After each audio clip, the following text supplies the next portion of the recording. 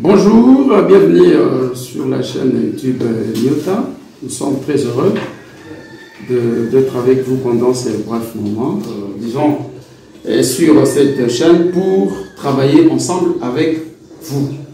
Et aujourd'hui, nous sommes heureux de conduire avec vous une leçon de français orthographe portée sur l'accord du participe passé employé avec l'auxiliaire avoir.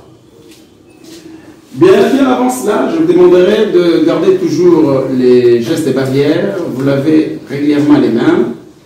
Ne pas mettre vos doigts, ou soit vos mains au niveau de vos yeux, du nez et de la bouche. Parce que le Covid-19 est une réalité. En ce qui concerne les rappels, comment s'accorde le participe passé employé avec l'auxiliaire être? Les participes passés employés avec l'auxiliaire être s'accordent en genre et en nombre avec le sujet du verbe. Exemple. Les élèves sont arrivés. Qui sont arrivés? Vous avez la réponse. C'est les élèves. Les élèves, c'est les sujets. Et les participes passés arrivés, c'est accordé en genre et en nombre avec les sujets, les élèves. C'est pourquoi vous voyez la présence de S à la fin. Parce que le genre élève est masculin, le nombre est pluriel. Combien y a-t-il d'auxiliaires en français? Oui, il y a deux verbes auxiliaires, l'auxiliaire être et l'auxiliaire avoir. Très bien. C'est pour cela qu'aujourd'hui, la leçon est accord du participe passé employé avec l'auxiliaire avoir. Nous avons prévu pour vous 4 exemples. Vous voulez lire avec moi? La mangue que j'ai vendue était mûre. Deuxième exemple, ces hommes, on les a arrêtés hier soir. Troisième exemple, j'ai mangé une banane. Et enfin, nous avons parlé. Quel est les participes passés dans la première phrase? Oui, on les souligne, c'est vendu. Quel est l'auxiliaire? Toujours dans la première phrase, c'est et. Et vous allez comprendre avec moi que et, c'est la forme du verbe avoir au présent de l'indicatif. Donc, qui constitue ici l'auxiliaire. La mangue que j'ai vendue était mûre. Qu'est-ce que j'ai vendu? Vous avez la réponse, c'est la mangue. Lorsqu'on pose la question avec qu'est-ce que à la fin de la phrase, ou soit avec quoi, j'ai vendu quoi, on trouve quel complément? On trouve les compléments d'objet direct. La mangue, c'est les compléments d'objet direct. En réalité, la présence de que constitue aussi les compléments d'objet direct. Voyons la position du complément d'objet direct et celle du participe passé. Le complément d'objet direct vient avant le participe passé. Il y a accord en genre et en nombre. Et vous devez savoir une chose. Lorsqu'on fait l'accord du participe passé, il y a deux choses qui entrent en ligne de compte. Ces deux choses sont le genre et le nombre. Excusez-moi de salir un peu le tableau, il faudra retenir ça. Le genre et le nombre. Et d'ailleurs, c'est déjà mentionné ici, le genre et le nombre. Unité. Merci. Ces deux éléments vont vous aider à accorder le participe passé sans problème.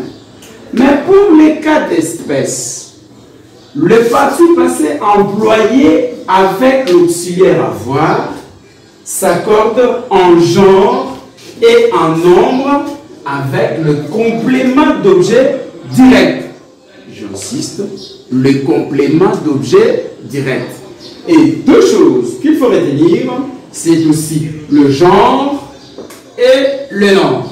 Revenons au numéro 1, à la première phrase. La mangue que je vendais était mûre.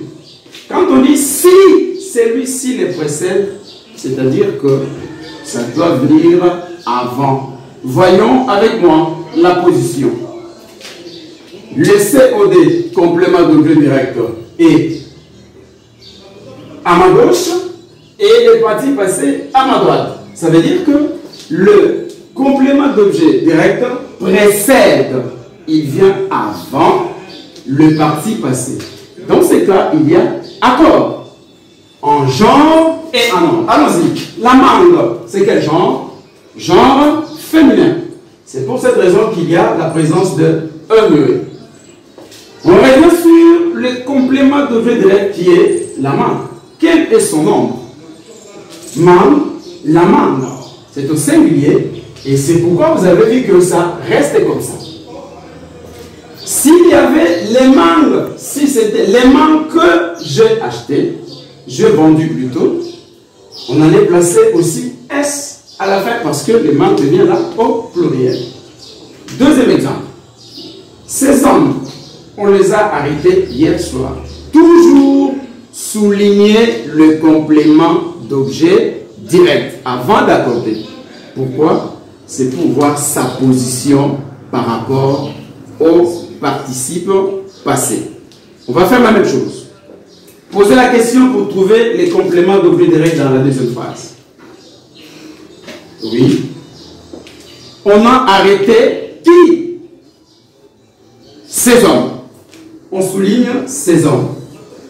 Vous allez constater qu'ici, il y a deux parties. Ces hommes, donc le mot ici, remplacé aussi dans la deuxième partie par un autre mot. Lequel? C'est les. Voilà. C'est aussi les compléments d'objet direct. Comme il y a deux mots, c'est quoi? Groupe. On peut mettre GR. Les compléments d'objet direct. Et quel est le participe passé dans cette phrase? C'est arrêter. Et l'auxiliaire, c'est A. Voyons maintenant la position de ces deux mots. Complément d'objet direct et participe passé. Qui vient avant? Qu'est-ce qui vient avant? C'est les compléments d'objet direct. Y a-t-il accord ou non? Il y a accord. Comment? En genre et en nombre. Avec quoi? Avec le complément d'objet direct. Allons-y. Arrêter. Qui sont arrêtés? Les hommes. Donnez le genre du mot homme. C'est le genre masculin. Quand c'est le genre masculin, on ne met pas ME comme on a placé avant dans la première phrase. Ça reste comme ça. On reprend. Le nombre. Homme, c'est quel nombre? Nombre pluriel. Et c'est pourquoi nous avons placé S. Le participe passé s'est accordé très très bien. Troisième phrase. J'ai mangé une banane. Posez la question pour trouver le complément d'objet direct. J'ai mangé quoi? Une banane. C'est le groupe complément d'objet direct. Voyons la position. Et avant cela, il faut aussi identifier le participe passé. Quel est le participe passé dans cette phrase? C'est manger. On peut le souligner, pas de problème. Et l'auxiliaire, c'est est. Voyons la position du participe passé et le complément d'objet direct. Le complément d'objet direct vient après le participe passé. Et dans ces cas, il n'y a pas accord. Quatrième exemple, nous avons parlé. Qu'est-ce qu'on a remarqué ici? Dans cette phrase, il n'y a pas de complément d'objet direct. Nous avons parlé.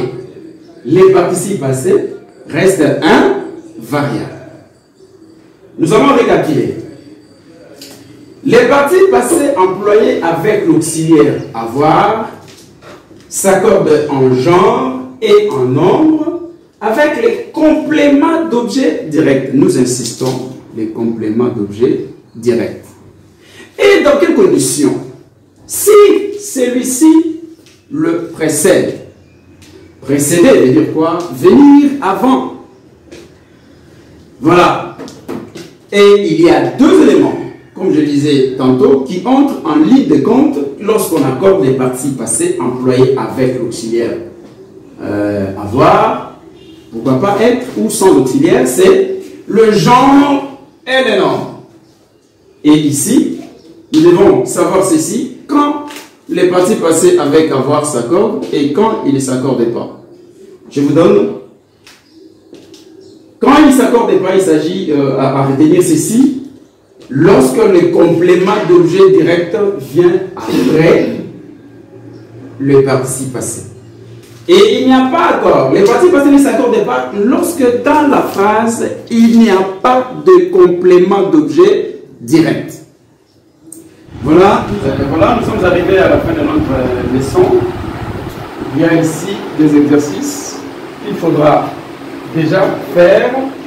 Et vous devez déposer ça ici à l'école entre 8h et 15h. Au plus tard, jeudi. Et aussi un détail très important. Travaillez sur un papier comme ça, mentionnez votre nom à côté et la classe aussi. N'oubliez pas la date. Merci. Le plaisir était pour moi de travailler avec vous. Merci beaucoup. Merci.